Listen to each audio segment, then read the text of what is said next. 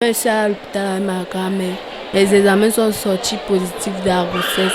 Âgée de 14 ans et élève en classe de 3e, Anne tombe enceinte pendant les grandes vacances. Désespérée, elle explique son nouveau quotidien. Elles sont nombreuses dans son cas à faire l'objet de moqueries dans leur salle de classe. Ils parlent, ils causent de ça, ils parlent de moi.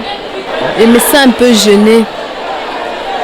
Être enceinte, ce n'est pas une bonne chose parce que les parents envoient leurs enfants à l'école pour prendre du savoir et non pour porter des grossesses.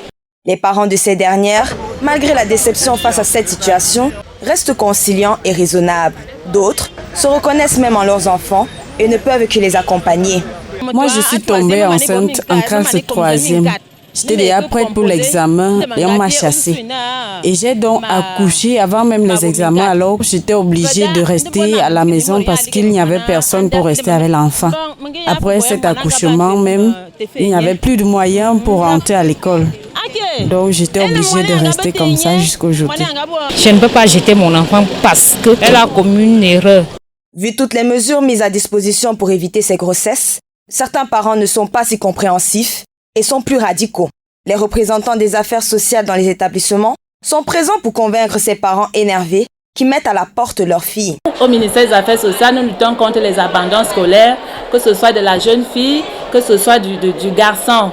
Et on s'attelle à convoquer les parents pour les amener à comprendre leurs responsabilités parentales à l'endroit de l'enfant, du mineur, et aussi pour que l'élève continue à aller à l'école. Cependant, la communauté éducative n'en reste pas muette. L'école, c'est un milieu, j'ai failli dire sain, un milieu où on doit cultiver d'autres valeurs que de venir concevoir.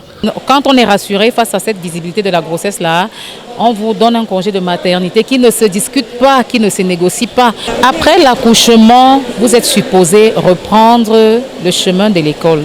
Mais ces filles, généralement, ne le font pas. Et nous faisons juste le rapport en fin d'année. Malgré toutes les mesures préventives mises à la disposition des jeunes de nos jours, ceux-ci sont appelés à une prise de conscience et à plus de vigilance pour éviter les grossesses indésirées.